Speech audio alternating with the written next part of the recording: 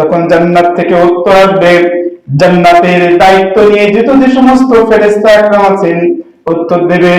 এই জান্নাত তখন খোলা হবে যখন নবী মুহাম্মদ সাল্লাল্লাহু আলাইহি ওয়াসাল্লাম আসবেন এবং তিনি আসবেন, তিনার উম্মতগণ আসবেন, তখন এই জান্নাত খোলা হবে। চিল্লায়ে বলেন সুবহানাল্লাহ। বুঝে থাকলে বলেন যারা হাজিরিন, আমরা জান্নাতের দরজা খটখটাবে, জান্নাতের দরজার কাছে হাজারো মানুষ যাবে। তো জান্নাত জিজ্ঞেস করবে আপনারা কারা? জিজ্ঞেস করবে যে আমরা, উত্তর দেবে যে আমরা মুসা নবী আলাইহিস সালাতু ওয়াস সালামের উম্মত। তা বলে যান পরে আসিয়ে। আরো একদল লোক এসে জান্নাতের দরজার ভিতরে খটখটাবে, বলবে আপনারা কারা? আমরা নবী ইব্রাহিম আলাইহিস সালাতু ওয়াস সালামের উম্মত, যান আপনারা পরে আসিয়ে। আবার খটখটাবে, আপনারা কারা? আমরা অমুক নবীর উম্মত, যান আপনারা পরে আসেন। আবার একবার খটখটাবে, আপনারা কারা? আমরা অমুক নবীর উম্মত, যান পরে আসি। এরকম করতে করতে একটা সময় জান্নাতকে জিজ্ঞেস করা হবে এই জান্নাত কখন খুলবে, কার দ্বারা খুলবে, কখন খোলা হবে? তখন জান্নাত থেকে উত্তর আসবে।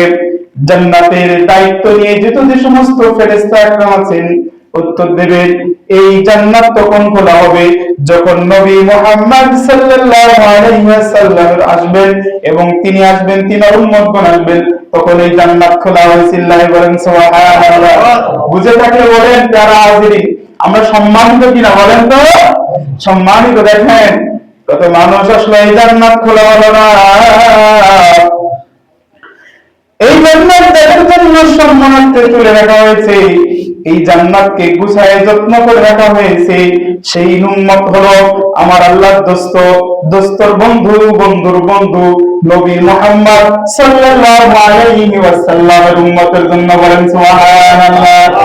এই দিক থেকে আমরা অনেক দামি, অনেক মূল্যবান। কি নিজেদেরকে আমরা অবশ্যই বোধ মনে করতে পারি যে নবী করিম সাল্লাল্লাহু আলাইহি ওয়াসাল্লাম সম্পর্কে বলা হলো আপনার জান্নাত যখন আসবে, আপনি যখন আসবেন তখন এই জান্নাতটা উন্মুক্ত করে দেওয়া হবে। বলেন সুবহানাল্লাহ।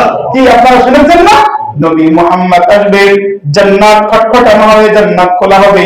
যদি আমরা সম্মানের জায়গা থেকে থাকি, নবী মুহাম্মদের আরবীর উম্মত হয়ে থাকি, নবী মুহাম্মদ আরবী যেই নীতি নির্দেশনা আমাদের সামনে রেখেছেন এই নীতি অনুযায়ী যদি আমরা পৌঁছে দিতে পারি, এই নীতির উপরে থেকে যদি আমরা কবরে যাইতে পারি, এই নীতির উপরে থেকে যদি আমরা নবী মুহাম্মদের শাফাআত লাভ করতে পারি, আল্লাহু আকবার, নবী মুহাম্মদের শাফাআত যদি আমরা লাভ করতে পারি, নবী মুহাম্মদের আরবী যদি আমাদেরকে উম্মত বলে পরিচয় দিয়ে দেয়, সেই জান্নাতে যাওয়া নিয়ে আমাদের কোনো শঙ্কা নাই। ঠিক না?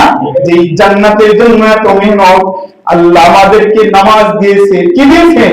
নামাজ দিয়েছেন। প্যারা হাজিরিন, আজকে কোরআনের আয়াতের তরজমা বুঝে গেছেন। মা আতাকুম রাসূল, আল্লাহ বলেন হে তোমরা শুনে নাও বিশ্ববাসী, আমার নবী যা নিয়ে আসছে এটা তোমরা গ্রহণ করে নাও। নবী যা নিয়ে আসছে এটা গ্রহণ করতে হবে। এখন প্যারা হাজিরিন আপনারা বলেন নবী কি নিয়ে আসছে? নামাজ কে নিয়ে আসছে? আপনারা আমার নবী নিয়ে আসছেন না? রোজা কে নিয়ে আসছেন? কথা বলেন কে নিয়ে আসছেন? নবী। পর্দা কে নিয়ে আসছেন? নবী। যাকাত কে নিয়ে আসছেন? হজ কে নিয়ে আসছেন? আল্লাহ পাঠিয়েছেন, কিন্তু পয়গাম হিসেবে কে নিয়ে আসছেন? আমার আল্লাহ নবী তো নিয়ে আসছেন, তার মাধ্যমে কি আল্লাহ প্রেরণ করেছেন। এই জন্য আল্লাহ বলেন, সকলে আমার সাথে বলেন বিসমিল্লাহির রহমানির রহিম। মা